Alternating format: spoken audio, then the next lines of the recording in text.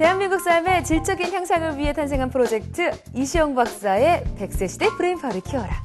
오늘도 그동안 알지 못했던 두뇌 속에 담긴 놀라운 비밀들을 파헤쳐봅니다. 두뇌과학 전문가 이시영 박사님 자리하셨습니다. 박사님 안녕하세요. 안녕하세요.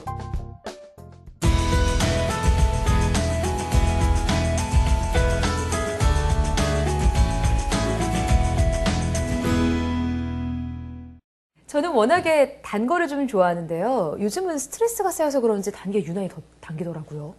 단 걸 먹으면 좀 기분이 풀린다는 속설이 있는데 어떻습니까? 뭐 달콤한 거 먹으면 당장 기분이 좀 좋죠. 네. 예. 또 달콤한 걸 먹는 그 분위기도 좋잖아요. 친구들하고 수다도 떨고. 그렇죠. 이제 그런 것이지. 실제로 그 요즘은 이 뭐 여러 매체에서 무슨 음식을 먹으면 감정이 어떻게 된다, 어떻게 된다. 그걸 너무 좀 지나치게 과장해서 이야기하는 것 같습니다. 그게 음식을 먹고 기분이 어떻게 변할 정도로 이 뇌 속에 호르몬의 변화가 오려면은 엄청 양을 먹어야 됩니다. 예, 그러지 않고는 뭐 기분이 그런 거지 그게 실제로 정말 뇌에 들어가서 또 그 먹는다고 다 뇌에 들어가지도 않습니다. 그렇게 너무 그 먹는데 신경 그렇게 안 쓰시는 게 좋습니다. 아, 네. 우울하면은 뭐 사탕 먹어라, 초콜릿 먹어라 이런 얘기들이 있었는데 네. 좀 속설이라고 봐야 되는 거네요. 그렇습니다. 그게 이제 뭐 우선은 좋죠. 네, 달콤하니까. 그러나 그것이 음식이 정말 우리 뇌에 그만한 변화를 일으키느냐 하면 꼭 그렇지는 않다는 게 대체 연구의 방향은 그렇습니다. 네. 뭐 스트레스 풀려고 단 거 드시다가 너무 많이 드시면 오히려 살이 쪄서 더 스트레스 쌓일 수도 있을 것 같습니다. 네, 아무래도 운동이나 뭐 산책을 통해서 스트레스를 푸시는 게 더 좋은 방법일 것 같은데요. 박사님, 오늘은 어떤 주제인가요? 오늘은 우리가 지난주에 예고했듯이 네. 이 뇌와 거짓말입니다. 거짓말하는 사람은 뇌는 어떨까? 여기에 대한 공부를 같이 해보려고 합니다. 네. 사람의 말 속에는 진실과 거짓이 숨어 있습니다. 사람은 누구나 하루에 몇 번씩 거짓말을 하게 된다고 하는데요. 이렇게 자주 거짓말을 하는 이유는 무엇일까요? 거짓말로 남을 속이는 사람들. 거짓말을 할 때 신체와 뇌에 나타나는 변화와 대한민국을 뒤흔든 거짓말까지. 진실을 감춘 뇌, 거짓말을 하는 뇌에 대해 알아봅니다.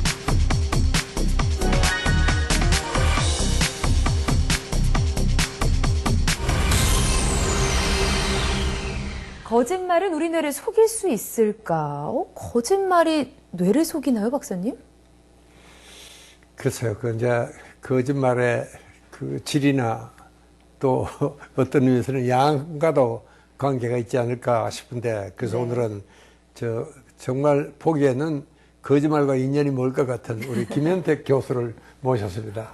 잘 부탁드리겠습니다. 반갑습니다. 어서 오십시오. 네. 예.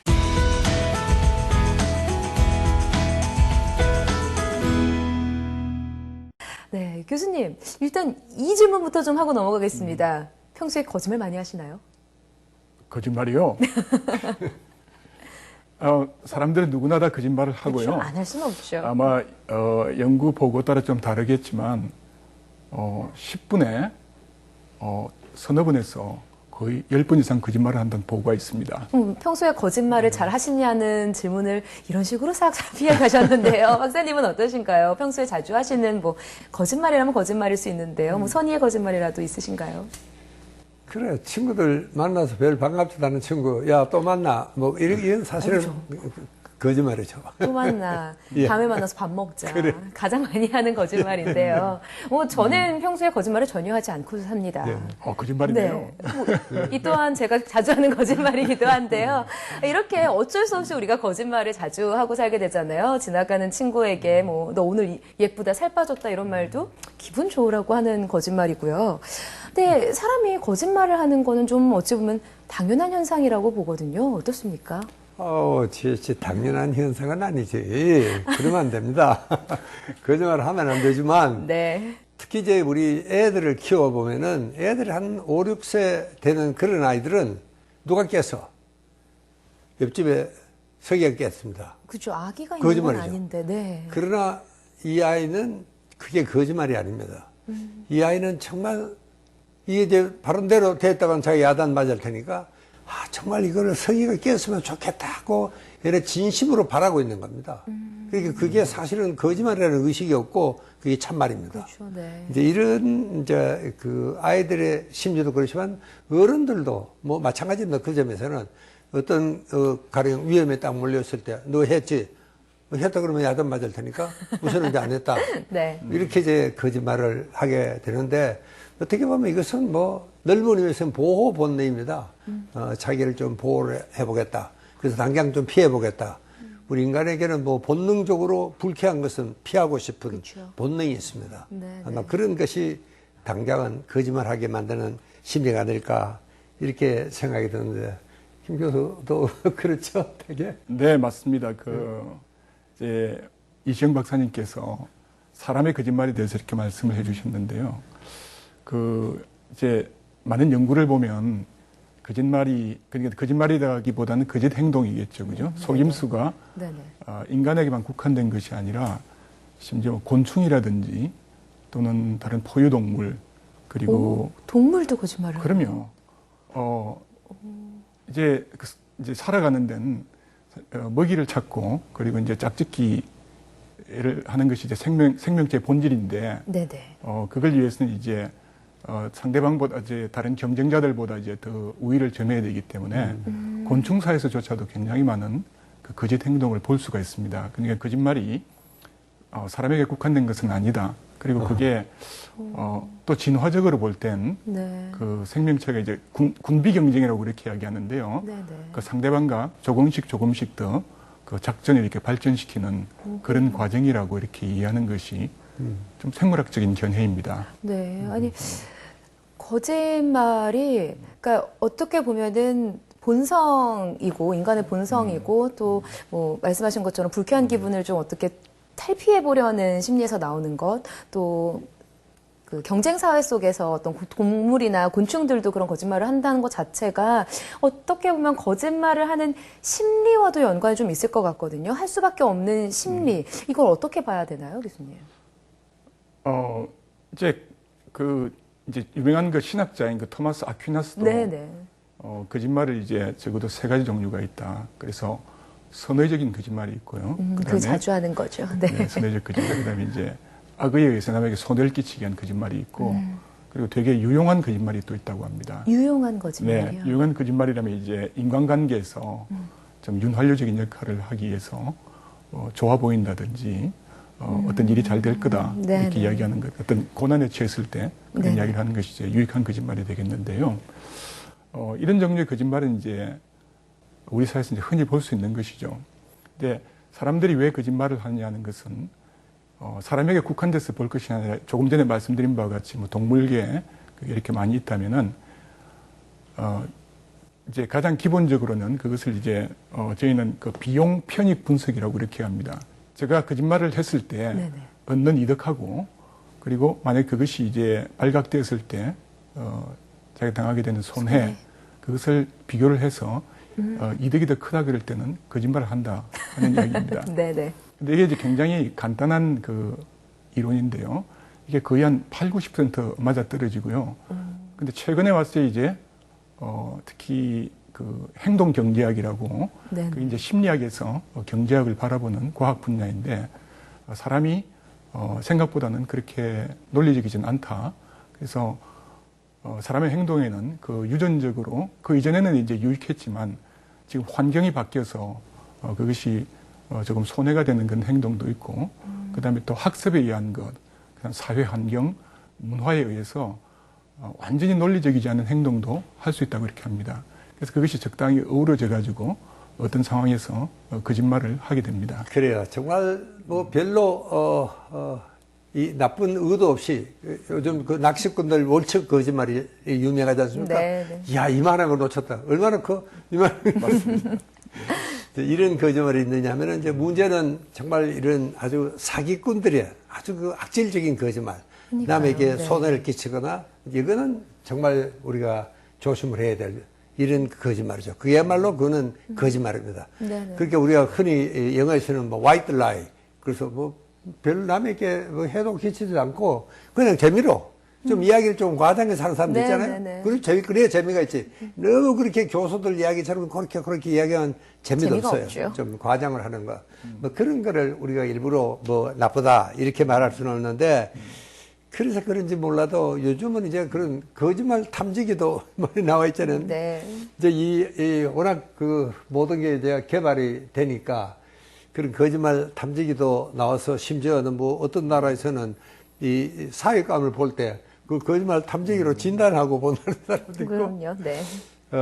이 범인 뭐 수색을 한다는 뭐 지금 네. 경찰에서는 쓴 지가 오래됐죠, 네, 실제로. 그러니까 이제 그런 그 거짓말 탐지기라든가 역시 이것은 뭐 도덕성하고는 뭐 밀접한 관계가 있다. 역시 거짓말을 해서는 안 되는 거죠, 사실은. 네. 예. 또 두 분 전문가들께서 이 거짓말, 또 거짓말에 대한 심리, 사람은 왜 거짓말을 하고 생명들이 거짓말을 한다, 이런 여러 가지 거짓말에 대한 전반적인 이야기들을 짚어주었는데요. 과연 시민들은 거짓말에 대해서 어떻게 생각할지 좀 거리에 나가 물어봤습니다. 영상 보시고요. 계속해서 거짓말과 뇌에 대해서 이야기 나갑니다.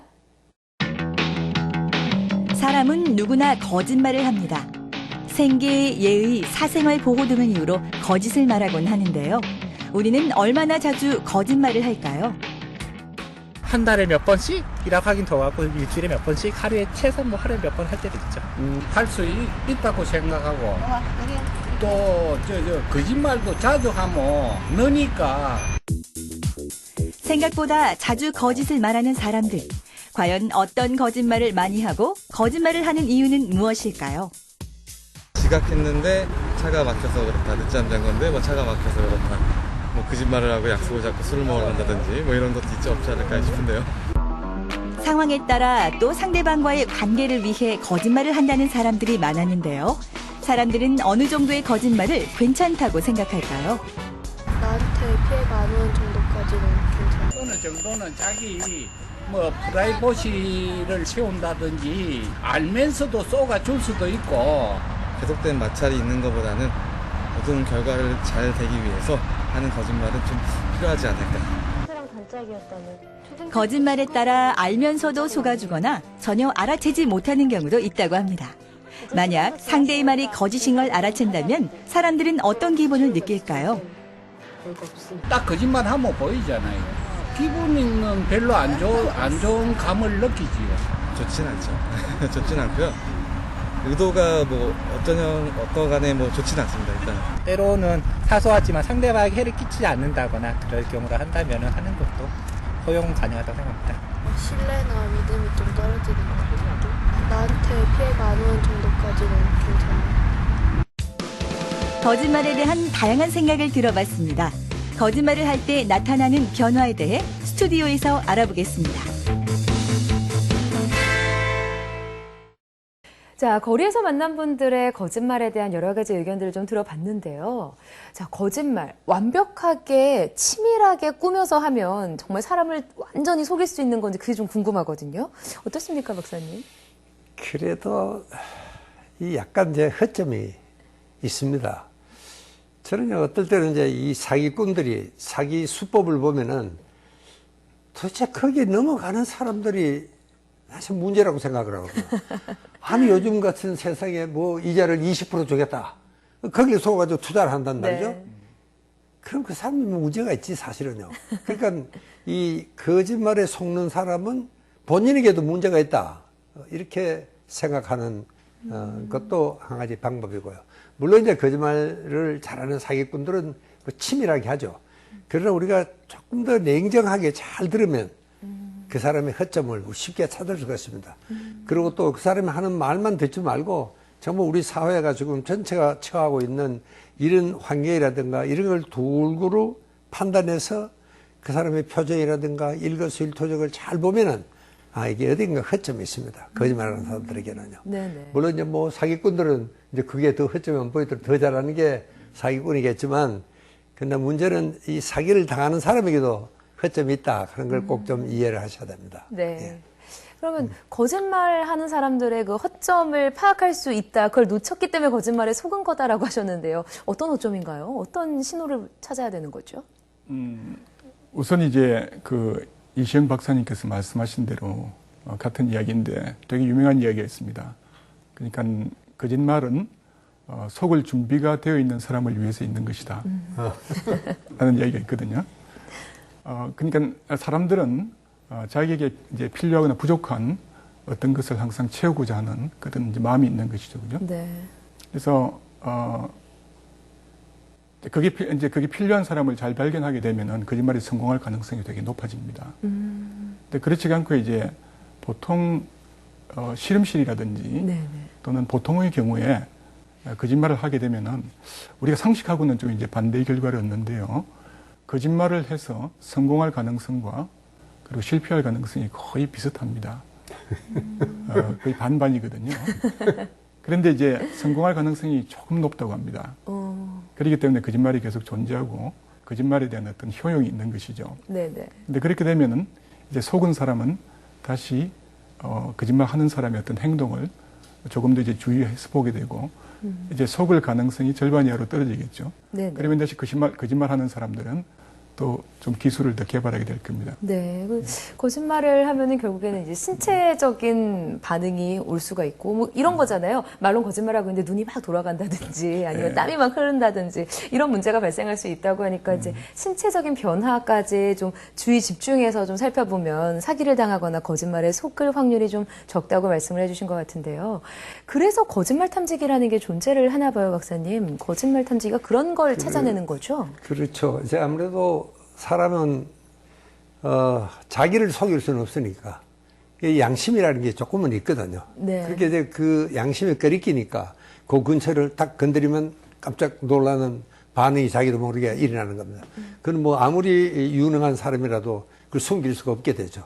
그렇게 말하면 호흡수가 변한다거나 아까 우리 김 교수 이야기처럼 이 교감신경이 흥분되는 이런 현상이 나타납니다. 네. 맥박이 빨라진다거나 안 그러면 네네. 갑자기 부정맥이 생긴다거나 여러 가지 이런 신체적인 변화가 일어나고 요즘은 뭐 이 거짓말 탐지기도 점점 발달이 돼가지고 뇌파 검사를 통해서 하는 방법도 있고 또 이런 기능적인 MRI를 통해서 하는 방법들도 있고요.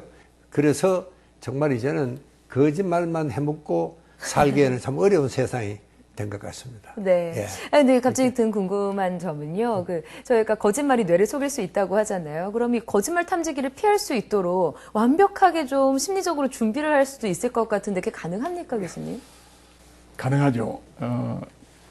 사실은 이제 수사 일선에 계신 분들이 네. 뭐 이런 이야기를 하는 것을 이제 좋아하실는지는 모르겠는데, 네. 그래도 저희는 좋아해요. 얘기해 주세요. 궁금합니다. 거짓말 탐지기가 네. 이제 그 크게는 이제 두 가지로 나뉩니다. 그러니까 하나는 이제 그 생리적 반응, 그 말씀하신 대로 맥박이라든지 혈압이라든지 네네. 또는 그 피부 땀샘의 활동이 있거든요. 한선 활동이라고 하는데 그런 것을 측정하는 그 파트가 있는데 그것은 우리 말초신경 중에서 자율신경계 활동을 측정하는 겁니다. 근데 그것의 원리는 무엇이냐면은 거짓말을 할 때 사람들이 양심의 가책을 받기 때문에 스트레스와 유사한 반응을 할 것이다. 그러니까 특정 질문했을 때 그 질문에 대해서 자신이 어떤 스트레스를 받게 되면은 거기에 따라서 자율신경계 활동의 반응이 달라질 것이다라고 하는 것입니다. 두 번째가 이제 최근에 각광을 받고 있는 그 뇌에서 뇌파라든지 혹은 그 기능적 자기 공명이라고 해서 fMRI라고 하는데요. 그런 자기 공명 영상을 이제 측정하는 것인데 그것은 뇌에서 일어나는 어떤 특정 부위에서의 활동의 변화입니다. 근데 그 경우는 정서, 즉 어떤 거짓말에 의한 그 스트레스 혹은 양심의 가책보다는 무언가를 알고 있느냐, 알고 있지 않느냐에 따라서 기억이 되느냐 안 되느냐에 따른 것이거든요. 그래서 그것을 뇌에서 측정할 수가 있는 겁니다. 그래서 뇌에 대한 측정이 이제 인지에 대한 측정이라면은 네. 전통적인 거짓말 탐지는 정서에 대한 측정이라고 할 수가 있죠. 그러나 정확하게 이야기하면은 거짓말을 탐지하는 기계가 아니고요. 기억을 탐지하는 기계이거나 혹은 정서를 탐지하는 기계입니다. 자, 그러면요. 이 거짓말을 했을 때 뇌가 어떻게 변하는지를 좀 간단하게 좀 짚어주신다면요, 박사님? 네. 그러니까 이제 거짓말을 하면은 아무래도 이제 내가 정상 뭐 구조적인 어떤 변화가 일어나는 건 물론 아니고 네네네. 기능적으로 어떤 특정 부위에 실제로 보면은 그 아까 이야기를 했지만 이 영국의 어느 학자는 이 전두엽에 주로 이제 이 전두엽이 문제가 됩니다. 네. 그리고 그 전두엽의 소위 이 복 외척 부위라 그러는데 그 부위가 굉장히 기능이 활발해진다 하는 것이 실제로 증명을 했거든요. 네, 네. 그러니까 그런 뭐 일련의 실험도 있지만 지금 이제 점점 기구가 발달하면서 이제 뭐 그런 것은 더 정교하게 우리가 찾아낼 수 있는 기계가 발달하지 않을까 저는 그런 생각을 합니다. 네. 예. 거짓말이 어떤 식으로 신체에 변화를 주고 또 뇌에 영향을 주는지 거짓말 탐지기까지 쭉 이야기를 들어봤는데요. 이야기로만 들으시니까 조금 어렵게 느껴질 수 있을 것 같다는 생각이 들어서요. 영상을 좀 준비를 해봤습니다. 도움을 드리는 거짓말과 뇌의 관계에 대한 영상 보시고요. 계속해서 거짓말 이야기 이어갑니다. 거짓말은 입에서 쉽게 튀어나오지만 우리의 몸은 그 진실을 알고 있죠. 사람들이 하는 거짓말을 알아내는 신기한 기계, 바로 거짓말 탐지기입니다. 그렇다면 검사 결과의 신뢰도는 얼마나 될까요? 거짓말 탐지기는 기본적으로 우리가 조건이 충족된 상태에서 검사가 이제 진행돼야 되는데 그런 상태에서는 98% 정도는 우리가 정확도를 얘기합니다. 정신적으로나 육체적으로 정상적인 상태여야 하고, 그다음에 질문이 가장 합리적으로 이루어져야 돼요. 또 이제 검사하는 환경도 그 외부에서 어떤 심각한 소음이 들어온다든지 하면 안 되니까 이제 조용한 곳에서 검사가 진행돼야 됩니다. 거짓말 탐지기는 호흡, 심장 박동수, 혈압, 피부 전도 등의 생리적인 변화를 감지해 진실 여부를 판단하는데요. 검사자의 대답에 따라 신체 변화가 그래프로 나타납니다. 진실을 말할 경우 일정한 패턴을 유지하는 그래프가 나타나고, 거짓을 말하면 일정하게 유지하던 패턴의 변화가 나타납니다. 직접 거짓말 테스트를 해봤습니다. 과연 진실과 거짓을 가려낼 수 있을까요? 이 거짓말 탐지기 실험에 참가한 25살 대학원 준비생 백서영 씨입니다. 지금 서울에서 살고 있나요? 네.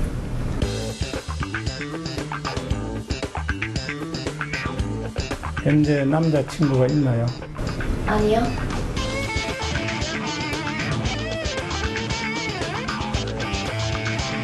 과거로 돌아가면 한국에서 학교를 다니겠나요? 아니요.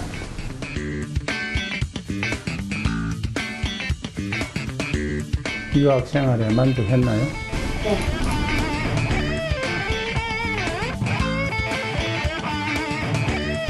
대학 졸업 성적은 우수했나요? 네.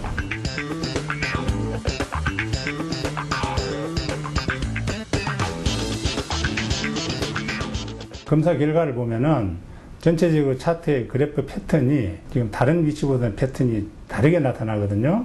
이러한 패턴들은 우리가 거짓말로 평가를 할 수 있는 패턴입니다. 그래서 거짓말을 했다라고 평가를 하는 거죠. 남자친구가 있는지에 대한 질문이었는데 그거 왜 거짓말 하셨어요?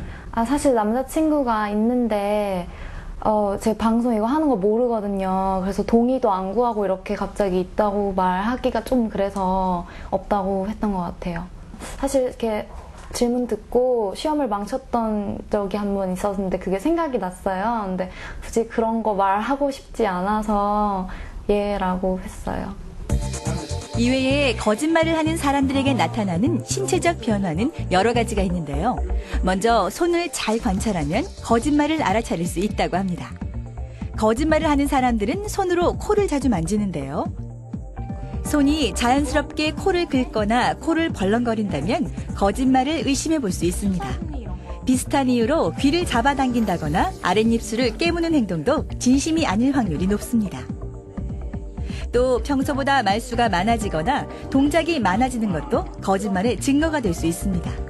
거짓말을 하면 교감신경이 흥분돼 말과 손놀림이 많아지고 평소보다 행동이 커질 수도 있습니다. 명확하게 답변을 못하고 대답을 뭐 이렇게 돌려서 한다든지 또 주저한다든지 나는 절대 아닙니다라든지 이렇게 이제 너무 강하게 어필하는 사람들.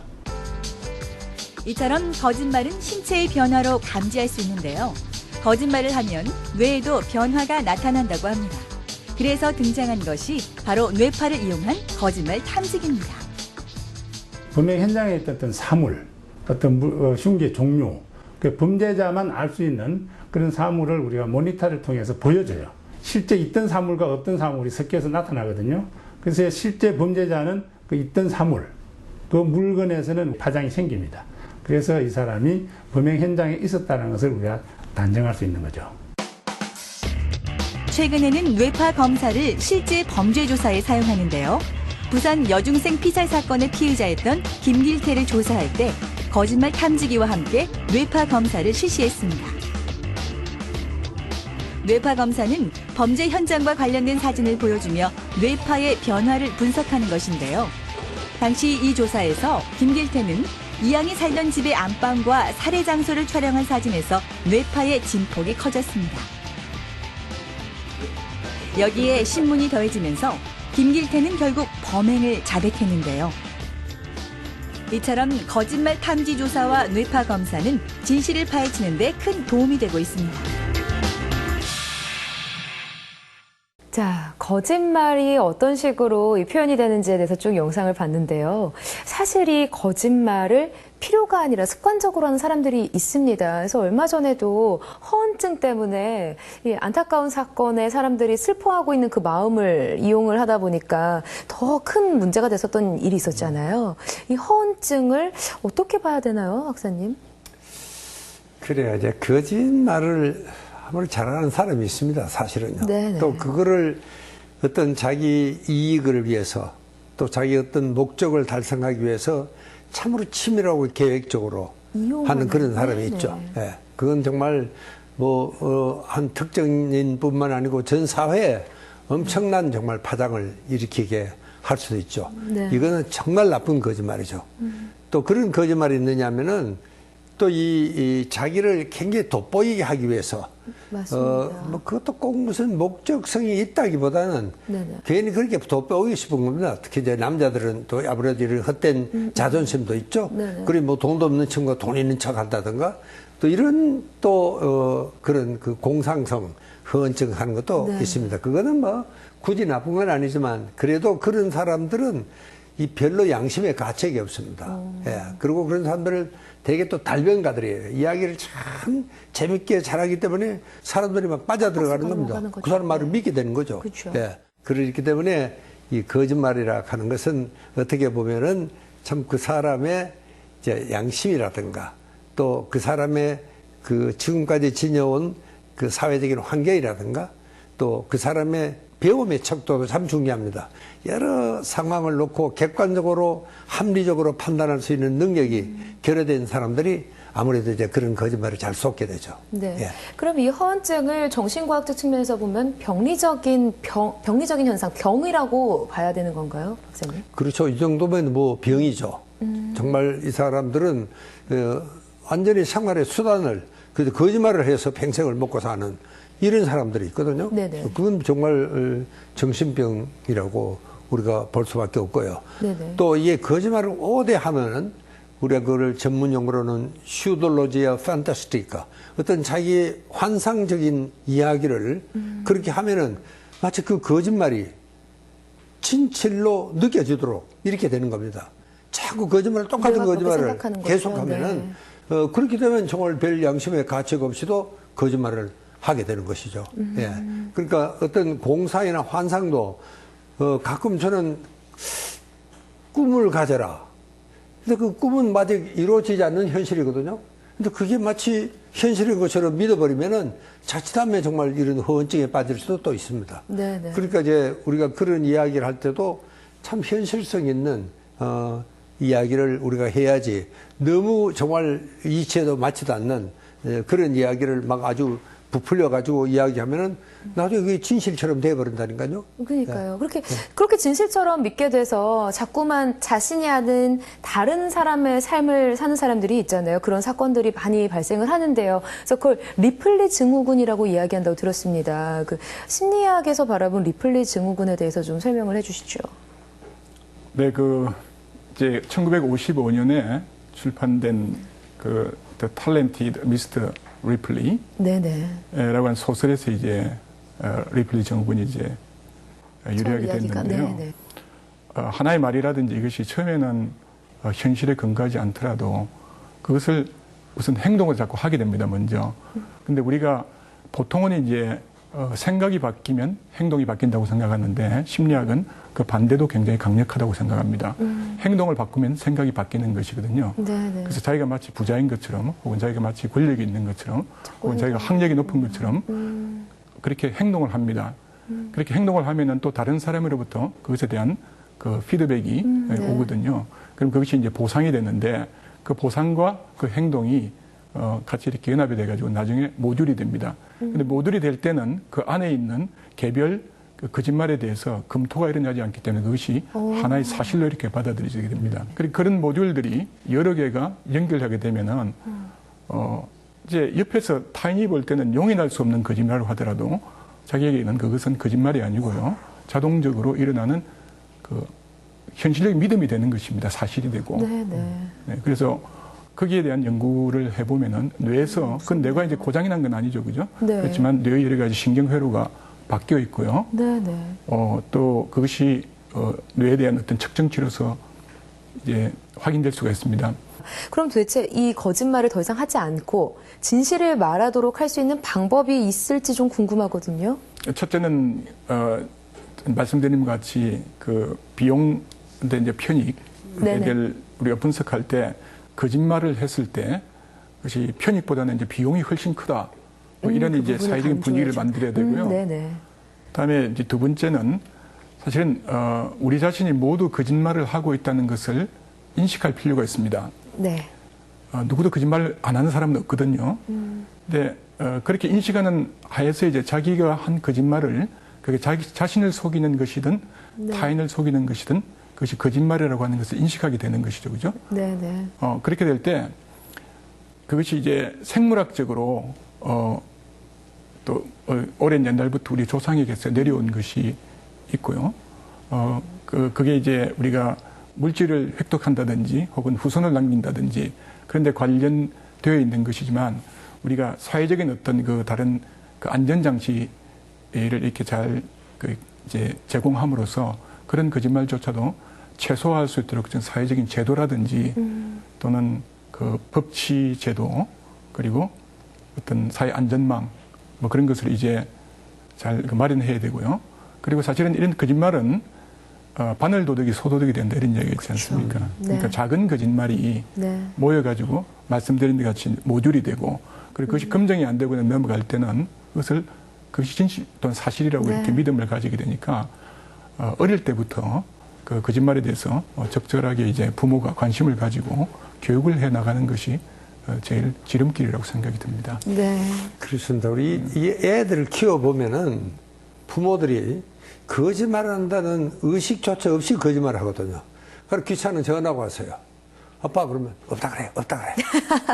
맞습니다. 이거는 정말 거짓말을 가르치는 거거든요. 네네네. 그렇게 그 자녀들 앞에서는 정말 말 한마디 우리가 조심을 해야지. 그렇지 않고는 나중에는 결국 거짓말은 결국 들통이 납니다. 언젠가는요. 그렇기 때문에 거짓말은 들통이 난다는 걸 아이들에게 확실히 가르쳐 줘야지 우리가 여러 번 걱정을 했지만 정직이라는 이 가치관만큼 우리가 허물어진 게 없습니다. 우리 한국 사회가.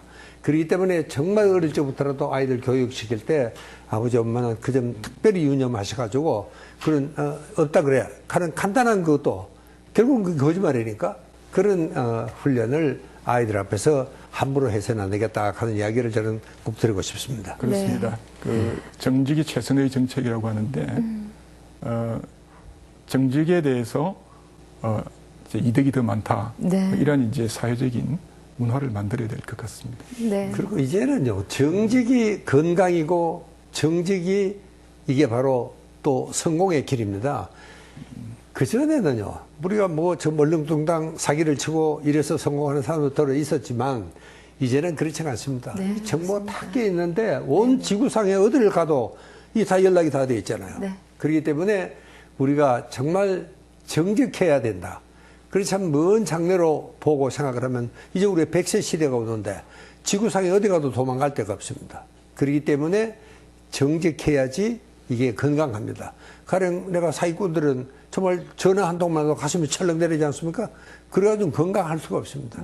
또 정직해야지 이 사람은 두고두고 신뢰를 얻게 되고 그것이 결국은 이제 모여가지고 그 사람이 성공을 이끌어가는 이런 것입니다. 그렇게 정직이 건강이고 정직이 성공이다 네. 하는 걸 아이들에게 잘 가르쳐야 됩니다. 네. 오늘 해주신 말씀 정말 가슴속에 꼭꼭 새겨야 할 것 같습니다. 좋은 이야기 해주신 고려대학교 심리학과 김현택 교수님 감사합니다. 고맙습니다.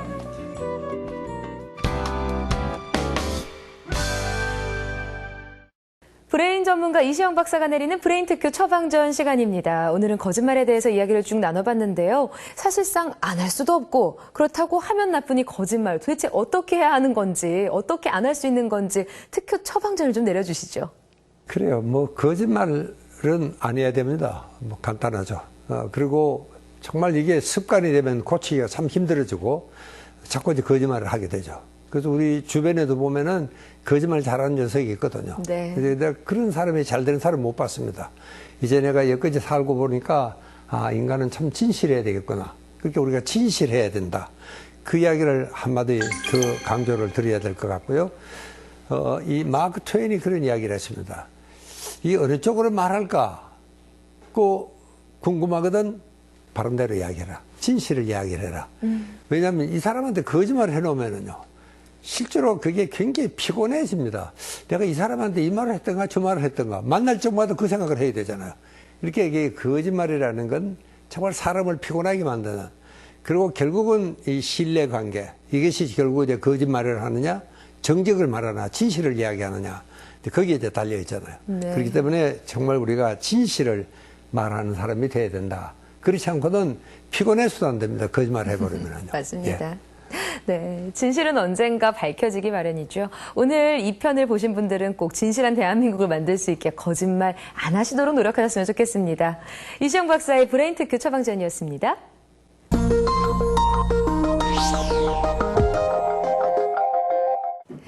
마음을 읽는 두뇌 이야기를 풀어보는 시간, 뇌과학 마음을 읽답니다. 1990년에 조지 프랭클린이라는 50대 남자가 이미 20년 전에 죽은 8살 아이의 살인 용의자로 지목된 사건이 있었습니다. 이 흥미로운 사실은요, 20년이나 지난 시점에서 자신의 딸인 에일리 프랭클린의 회복된 기억이 증거가 돼서 결국 종신형까지 선고를 받았다는 사실인데요. 친딸의 회복된 기억 때문에 살인죄를 선고받은 남자. 이 이야기는 우리가 인지하고 있는 기억에 대한 진실과 거짓이 숨어 있습니다. 자신의 아버지가 살인자라는 사실을 기억해낸 에일리 프랭클린. 과연 그녀의 기억은 진실일까요? 먼저 회복된 기억에 대해 알아보겠습니다.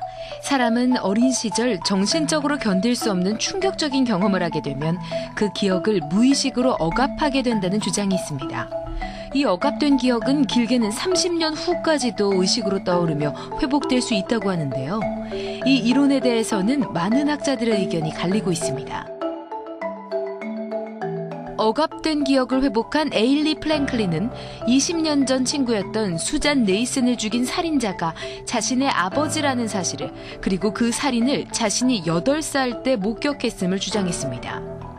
이때 기억을 연구하는 심리학자 엘리자베스 로프터스는 기억은 변질되기 쉬우며 주변 정보들로 인해 얼마든지 재구성될 수 있다는 기억의 가변성을 내세워 변론했지만 결국 받아들여지지 않았는데요. 그 와중에 로프터스는 20년 만에 회복된 기억에서 미심쩍은 부분을 발견했습니다. 그렇게 오랜 시간이 지났음에도 어제 일처럼 생생히 기억하고 있었고, 그녀의 목격담에는 당시 발표된 기사나 뉴스에서 흔히 접할 수 있는 정보들이 있었던 겁니다. 결정적인 것은 오랜 기간 심리치료를 받아왔다는 사실이었습니다. 치료 중 심리치료사의 암시에 걸릴 가능성도 있었던 거죠. 자, 기억이 잘못된 거라면 종신형을 살게 된 조지 프랭클린의 억울함은 이루 말할 수가 없었을 겁니다. 그래서 엘리자베스 로프터스는 가설을 세우고 실험을 시작했습니다. 그의 연구는 사람에게 거짓 기억을 심을 수 있을까 하는 궁금증에서 시작됩니다. 로프터스는 어린 시절 길을 잃은 적이 없는 실험 대상자를 모집했습니다. 실험에 앞서 대상자들의 가족을 만나 어릴 때 있었던 사건, 사고 3가지를 조사했는데요. 여기에 쇼핑몰에서 길을 잃었다는 내용의 거짓 리스트를 추가했습니다. 그리고 실험 대상자들에게 리스트에 있는 사건, 사고에 관한 기억을 상세하게 서술하도록 했습니다. 그랬더니 놀라운 결과가 펼쳐졌습니다. 실험 대상자 중 25%가 거짓 리스트에 대한 기억을 만들어낸 겁니다. 더욱 놀라운 것은 인터뷰를 거듭할수록 거짓 기억의 내용이 구체적이고 풍성해졌다는 건데요. 심지어 당시의 감정, 주변 상황의 모습까지도 정확히 묘사됐습니다. 실험에 참가한 사람들은 이것이 자신들이 만들어낸 거짓 기억임을 들었을 때 모두 굉장한 충격을 받았다고 합니다. 내가 경험하지 않은 일을 기억하고 있다는 사실이 혼란스러웠을 텐데요. 우리는 기억이라는 것이 영상을 찍어 되돌려보듯이 정확하다고 오해하는 경우가 많습니다. 하지만 우리의 기억은 굉장히 불확실하고 불완전하다고 합니다. 주변에 존재하는 잘못된 정보에 의해 변질되고 오염이 되며 또 틀어질 수 있다는 건데요. 심지어는 없는 기억까지도 만들어낼 수 있다는 사실이 이 실험을 통해서 입증된 겁니다. 그렇다면 우리가 인지하고 있는 기억이라는 것은 왜 이렇게 불완전한 걸까요? 기억을 변질시키는 데 있어 가장 큰 영향을 주는 것은 바로 주변에 존재하는 정보들입니다. 미디어에서 접한 장면, 어디선가 들어본 이야기, 책에서 읽은 이야기 등 뇌로 전달되는 모든 정보를 통해 기억을 재구성하거나 창조할 수 있다는 것이 바로 기억의 본질입니다. 그렇기 때문에 기억이라는 것은 100% 정확할 수 없는 건데요. 로프터스의 실험이 알려진 후부터 법정에서는 회복된 기억을 증거로 쓰는 것에 대한 제재가 생겨나게 됩니다. 회복된 기억을 온전히 믿을 수 없기 때문이죠. Guilty of the crime that put you in here? No. 사건으로 돌아가 20년 전 기억을 회복한 에일린 프랭클린의 경우 심리치료 중 최면술을 받은 사실이 뒤늦게 드러났습니다. 이 최면이라는 것은 피암시성을 자극하는데요. 최면의 상태에서 떠올리거나 상상했던 이미지를 마치 직접 경험한 것처럼 오인하는 경우가 발생해 새로운 기억을 만들어내게 된 거죠. 최면으로 인해 회복된 에일린 프랭클린의 기억은 법정에서 효력이 없었습니다. 그리고 조지 프랭클린은 6년 만에 무죄 판결을 받고 억울함을 풀게 됐습니다. 엘리자베스 로프터스의 실험은 조지 프랭클린의 무죄 판결을 도왔습니다. 우리는 누구나 내가 기억하고 있는 것이 진실이라고 믿고 있습니다. 하지만 그 기억이 모두 가짜일 수도 있다는 것이 증명됐습니다. 거짓 기억은 우리 뇌를 속일 수 있는 걸까요? 혹은 우리 뇌가 거짓 기억을 만들어내는 걸까요? 뇌과학 마무리 따였습니다. 캘리포니아 대학 샌디아고 약대가 실험용 쥐들을 이용해 기억을 지우고 되살리는 실험에 성공했다고 밝혔습니다. 로베르토 말리나우 박사는 뇌 속 뉴런들 간 연결 부위인 시냅스에 어떤 강도의 자극을 주냐에 따라서 뉴런들의 결속이 강해지거나 약해질 수 있다는 생각으로 이 실험을 진행했는데요. 이 실험은 향후 알츠하이머에 대응할 신약 개발에 응용될 수 있는 중요한 성과를 얻은 것이라는 평가를 받았습니다. 미국의 모넬 화학감각연구소가 주관한 실험에서 좋은 냄새가 여성의 얼굴을 더 아름다워 보이게 한다는 연구 결과가 나왔습니다. 생선과 장미 냄새가 나는 용에게 냄새를 맡으며 같은 사진을 보여줬을 때 냄새가 얼굴 평가에 어떤 영향을 주는지 알아보는 실험을 실시했는데요. 이 실험으로 냄새가 사진 속 여성의 평가에 영향을 미쳤다고 밝혔습니다. 향수의 사용이 예뻐 보이는 데 효과가 실제로 있음을 보여주는 흥미로운 실험이었습니다.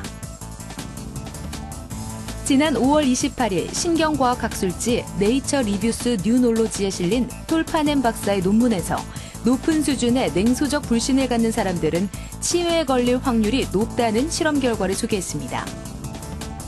71살의 실험자 622명을 대상으로 8년간 치매 테스트를 한 결과 이 중 높은 불신 수준으로 분류된 164명 중 14명이 치매에 걸렸으며 낮은 불신 수준으로 분류된 212명 중에서는 9명이 치매에 걸렸는데요.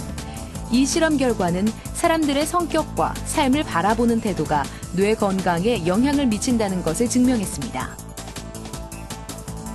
펜실베니아 대학 약대 연구진은 남성의 뇌와 여성의 뇌는 사춘기 때부터 혈류량 변화의 차이가 생긴다고 밝혔습니다. 이 연구 결과는 여성의 우울증과 불안장애, 그리고 남성의 정신분열증과 감정반응 결핍 등 성별 특정 성향을 설명하는 데 있어서 중요한 역할을 할 것으로 기대됩니다.